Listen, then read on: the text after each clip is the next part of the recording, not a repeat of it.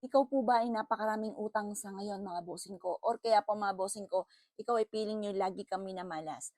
Magdurog po kayo ng eggshell mga bossing ko. Tapos pagsamahin nyo po ito mga bossing. Tapos, kailangan nyo rin ng uling. Ayan, teka, may uling ako dito. Uling.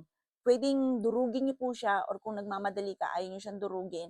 Pwede rin naman mga bossing ko na ilagay nyo siya sa isang platito.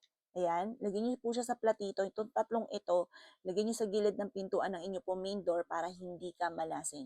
Mas mainam mga bossing ko yung mga eggshell, hindi niyo tinatapon. Kasi pwede siyang durugin. Tapos ihalo siya sa itong sangkap na ito, ilagay niyo sa bote. Tapos lagi niyo dadalhin yung bote. Kaya yung bote niyo, hinihigop yung mga negative energy. Sa panahon ngayon mga bossing ko, hindi na natin saklaw ang kaisipan ng bawat isa. Minsan may tao na oo-oohan ka. Oo, ang galing-galing mo talaga. Oo, nga ako sa'yo. Ba't naku, pinupuri ka pero pagtalikod mo, parang tanga, parang ganyan-ganyan. Tapos ang dami, tapos nananalangin pa ng masasama, sasabihin niya na malasing ka sana, ganyan-ganyan. Kasi nainggit na, nakikita, umaasenso kayo, mga ganon. Kaya mainam, may mga ganito kayo for protection lamang. Kaysa naman nasa huli ang pagsisisi na parang bigla kang minamalas na, yan. At saka mas maganda mga bossing ko, kapag po halimbawa ikaw po'y sinuswerte, huwag mo nang ipagpaparangya. Huwag mo nang sabihin meron kang ganito kasi alam mo, maraming mga evil eye dyan sa paligid. Maraming inggitera. Hindi lahat sila mga bossing ko. Ultimo nga po, minsan, hindi pa iba sa inyo eh. Hindi lahat sila matutuwa sa mga nakakamit mong tagumpay. Kaya dapat may mga ganito kayong proteksyon.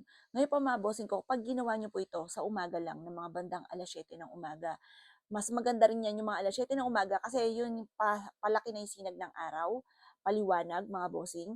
Yun po yun, ibig sabihin po nun tagumpay. Kung ano yung winish nyo, magiging matagumpay, magkakatotoo po yun. Huwag kang gagawa sa hapon. At mas mainam din, huwag kang magpapapicture sa lubugan ng araw. Di ba minsan natutuwa sila, ay ang ganda ng lumulubog yung araw, iba pa yung kulay ng araw. Hindi maganda po yun. Mas mainam, doon sa papalaki ang sinag ng araw, sa umaga ka magpapapicture, lalo't background nyo po ito. Kasi tagumpay po yan mga bossing. Ang sunod yan, di ba yung araw sa umaga, lumalaki po siya, tumataas. Tapos sunod liwanag na, tanghali na. Sa gabi naman, pababa, lumulubog, sunod tagdilim. O gusto nyo po ba yon? Kaya kumbaga, pinapayuhan ko po kayo ng mainam na makakabuti po sa inyo kung naniwala kayo ha. Kasi kung hindi kayo naniwala, ay siya wag. Ignore nyo na lamang po ito. Pero kung naniwala ka, pakinggan yung magaling at sundan yung aking sinasabi mga boss. Kasi pinagdaanan ko po yan. Lagi ko sinasabi, ba't ganun? Masipag at matyaga ako. Lahat ng ginawa ko pero lagi pa rin ako minamalas. Kailangan lang pala natin ng pampaswerte sa buhay po natin. Kailangan lang po pala natin ng pang-attract ng swerte at pantaboy ng mga kamalasan. Kasi nadadali pa rin tayo ng kamalasan kahit masipag at matyaga po tayo. Gawin niyo po ito mga bossing. Ngayon mga boss, wala namang limitasyon sa kanila kasi yung bawang natutuyo po yun. Ito naman, wala siyang limitasyon. Pwede pong pwedeng lifetime, pwede naman kada taon nagpapalit, pwede rin naman ganun. Or kaya po mga bossing ko, kung ikay maraming pagsubok sa inyo, gawin mo na.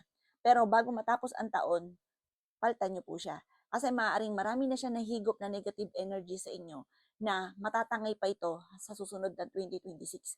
Kaya mainam subukan niyo po siya mga bossing ko ha. Ngayon pa mga bossing ko, kung ikay naniniwala, gawin niyo siya ng pasikreto.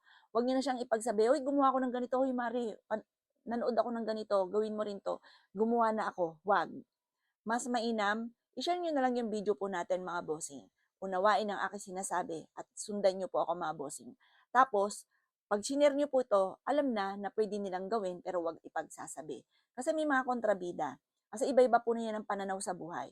Pero alam nyo po ba, 99%, pinapanood akong ganito, punsoy expert, 99% daw po sa mga mayayaman ay naniwala sa mga pampaswerte. Kaya kumbaga, kung nais niyo swertihin, gusto niyo maging matagumpay, meron nga akong kakilala napakayaman. Ang dami-dami mga pampaswerte. Akala mo nagtitinda po sila sa dami. Pero mentras daw dumadami, mentras sila nagbo-boom. Kumbaga, mayaman na sila, lalo pa yumayaman. O, di ba? Eh ano pa yung nangangarap pa tayo? Eh, di gawin din natin mga boss. Wala naman po masama. Hindi pogit masipag at matyaga ka, yayaman ka na. Hindi ganun. Nadadali pa rin ang kamalasan. Na minsan susuko ka na eh. Parang pagod ka na. Pero hindi mo nakikita ang pinagpaguran po ninyo. Kaya subukan nyo po ito mga boss ha. At good luck po sa inyo po lahat.